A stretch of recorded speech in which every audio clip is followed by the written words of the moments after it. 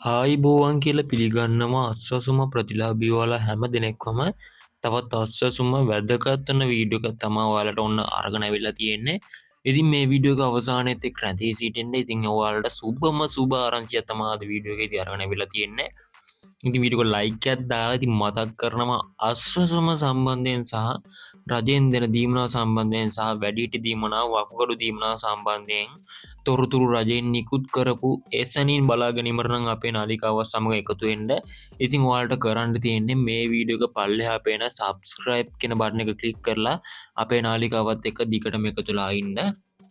ඉතින් ඔන්න ගොඩක් දෙනෙක් අහලා තිබුණා කලිනුත් මම ඔයාලව මෙන්න මේක වීඩියෝස් වලින් දැනුවත් කරා මෙන්න මේ විදිහට මාර්තු මාසයේ වැඩිහිටි දීමනාව සම්බන්ධයෙන්. ඉතින් ඔන්න මෙන්න මේ වෙනකොටත් වැඩිහිටි දීමනාව ඔයාලගේ බැංකු ගිණුම් වලට වැටලා තියෙන්නේ. ඉතින් ඔයාලට අන්න අද හවස වෙනකොට වගේ ගියොත් එහෙම බැංකු ගිණුම් වලට ඔයාලගේ වැඩිහිටි දීමනාව මුදල් බැර වෙලා තියෙනවා. මම කලිනුත් වීඩියෝස් වල කිව්වා 26 වෙනිදා ඉඳලා තමයි බැංකු ගිණුම් වලින් ගන්න පුළුවන් වෙන්නේ කියලා.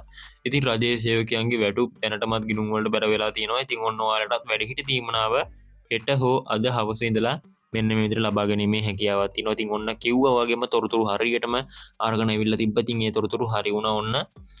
ඉතින් රැඳිලා ඉන්න ඉදිරියේදීත් මෙන්න මේ විදිහට විශ්වාසවන්ත ලෙස තොරතුරු දැන ගැනීමට. ඉතින් ඒ වගේම තව දෙයක් මතක් කරන්න ඕන සියලුම අස්වසුම ප්‍රතිලාභීන්ට අප්‍රේල් මාසයේ අස්වසුම මුදල් ලැබෙන දිනය පිළිබඳව කතා කරන්න යන්නේ දැන් අපි. ඉතින් පළවෙනි අදියරේ සහ දෙවන අදියරේ සියලුම ප්‍රතිලාභීන්ට මෙන්න මේ විදිහට අප්‍රේල් මාසයේ කියන්නේ ලබන මාසයේ අස්වසුම මුදල් ලැබෙනවා.